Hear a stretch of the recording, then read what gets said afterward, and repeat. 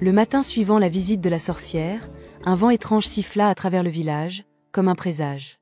Dans la maison de Kimi, quelque chose d'encore plus inquiétant se produisit. La pièce secrète où elle conservait ses provisions et où elle pratiquait les rituels enseignés par la sorcière fut touchée. Un petit trou s'ouvrit dans le mur, suffisamment grand pour permettre à quelqu'un de jeter un œil à l'intérieur.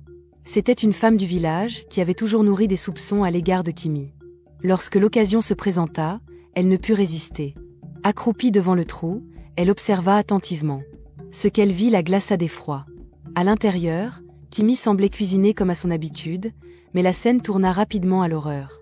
Sous ses yeux, Kimi préleva des poils pubiens et les mélangea à la nourriture. Puis, elle saupoudra une mystérieuse substance noire provenant d'une petite calebasse offerte par la sorcière.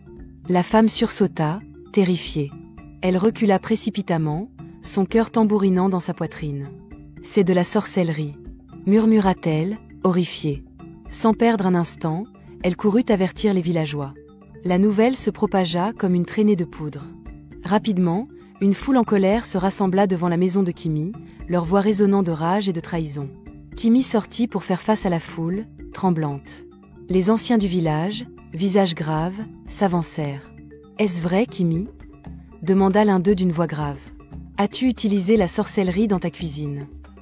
Au début, Kimi voulut nier, mais la pression de la vérité et le poids de sa culpabilité l'accablèrent. Elle baissa la tête et avoua tout. La sorcière, les poils, la substance noire, et comment elle avait suivi ses rituels pour atteindre le succès. Les villageois furent stupéfaits. Leur admiration pour Kimi se transforma en indignation. Ils se sentirent trahis. Des cris de colère éclatèrent, réclamant une punition exemplaire. Les anciens décidèrent alors de convoquer l'oracle, une femme sage et respectée pour sa justesse. Lorsque l'oracle arriva sur la place du village, son regard perçant se posa sur Kimi. « Kimi, dit-elle d'une voix solennelle, tu as commis de graves péchés. Je te donne deux choix.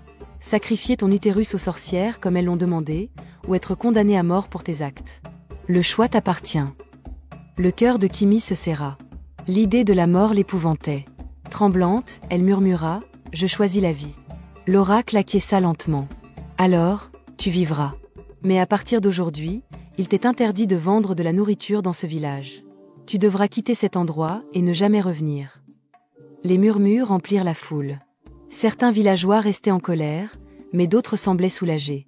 Accablée par la honte et la défaite, Kimi rassembla ses affaires. Elle jeta un dernier regard à ce village où elle avait autrefois nourri tant d'espoir. Sa vie avait basculé en un cauchemar. Sans se retourner, elle quitta cet endroit, emportant avec elle ses rêves brisés et un profond silence. Il y a longtemps, dans le paisible village d'Asala, l'histoire de Kimi est devenue une légende, transmise de génération en génération comme une mise en garde. Ses actes, guidés par la cupidité et un désir de vengeance, avaient entraîné sa chute.